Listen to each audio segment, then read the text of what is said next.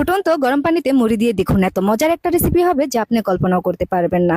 ঝটপট করে এই নাস্তাটি যদি একবার বানিয়ে খান তাহলে রোজ বানাতে মন চাইবে, এত বেশি লোভনীয় হয়। তো প্রথমে হচ্ছে ফুটন্ত গরম পানিতে আমি 3 কাপের মতো মুড়ি দিয়ে দিচ্ছি।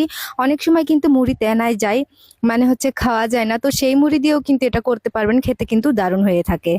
আবার কেউ চাইলে কিন্তু বিকালের ঝটপট নাস্তায় রাখতে পারেন। আবার এখন কিন্তু রোজার মাস, তো এটা কিন্তু ইফতার আইটেমও রাখতে পারেন। অনেক সময় দেখা গেছে মুড়ি মাখানো খেতে চায় না অনেকেই, ভালো লাগে না সব সময়।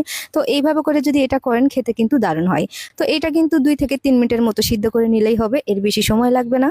এবার হচ্ছে একটা ছাঁকনিতে করে এইভাবে করে উঠিয়ে নিতে হবে, পানিটা কিন্তু ঝরিয়ে নিতে হবে আমাদের। আর এটা সিদ্ধ কিরকম হয়েছে আপনারা হয়তো দেখে বুঝতেই পারছেন।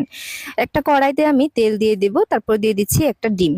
তো ডিমটা কিন্তু আগেই দিতে হবে, দিয়ে হালকা একটু লবণ দিয়ে ভেজে নিতে হবে। এতে করে এটা দেখতে যেরকম সুন্দর লাগবে, খেতেও কিন্তু অসম্ভব মজার হবে। তো এখন হচ্ছে ডিমটাকে আমি এভাবে করে ভেঙে ছোট ছোট করে নিচ্ছি, তারপর হচ্ছে ভেজে নিব।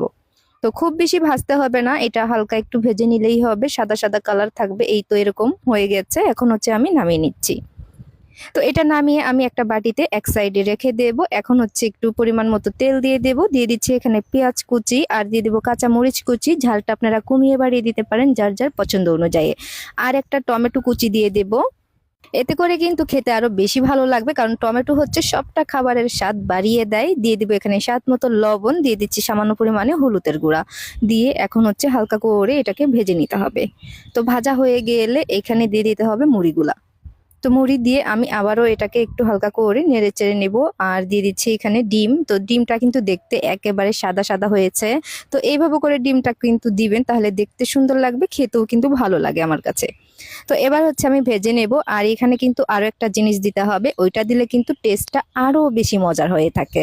এবার হচ্ছে এখানে আমি ম্যাগি মশলা দিয়ে দিচ্ছি। আপনারা চাইলে কিন্তু নুডলসের যে মশলাগুলো থাকে সেগুলোও দিতে পারেন, আবার চাইলে এগুলো আলাদা করে দোকান থেকে কিনে এনেও দিতে পারেন।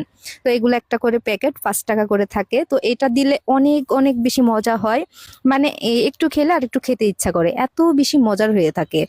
তারপরে হচ্ছে এগুলাকে আমি একটু ভালোভাবে করে ভেজে নিচ্ছি। আমার কাছে একটু ভাজা ভাজা হলে অনেক বেশি ভালো লাগে। তো আপনারা কোন জায়গা থেকে ভিডিওটি দেখছেন অবশ্যই কমেন্ট করে জানাতে পারেন, যাতে করে আপনাদেরকে ধন্যবাদ দিতে পারি। ইউটিউব থেকে দেখলে আমার চ্যানেলটি সাবস্ক্রাইব করে রাখবেন, যাতে করে সবার আগে আমার ভিডিওটি পেয়ে যান। আর এইভাবে করে অবশ্যই বাসায় বানাবেন, তাহলে বুঝতে পারবেন এটা খেতে কতটা পরিমাণের মজার লাগে। আসলে বলে তো সবকিছু বোঝানো যায় না, যেটা আপনি রান্না করবেন, রান্নার শেষে আপনি যখন খাবেন তখনই বুঝতে পারবেন ওটার টেস্টটা আসলে কতটা পরিমাণের মজার। এটা শুধু দেখতে সুন্দর না, খেতে কিন্তু অনেক অনেক মজার ছিল। জানি না এইটা যে আমি আরো কতবার বানাবো, কারণ আমার যখনই নাস্তা কোনো আইটেম খাইতে ইচ্ছা করে একটু ঝাল টাইপের, এই টাইপের জিনিসগুলো আমি বানাই, খেতে অনেক মজা হয়।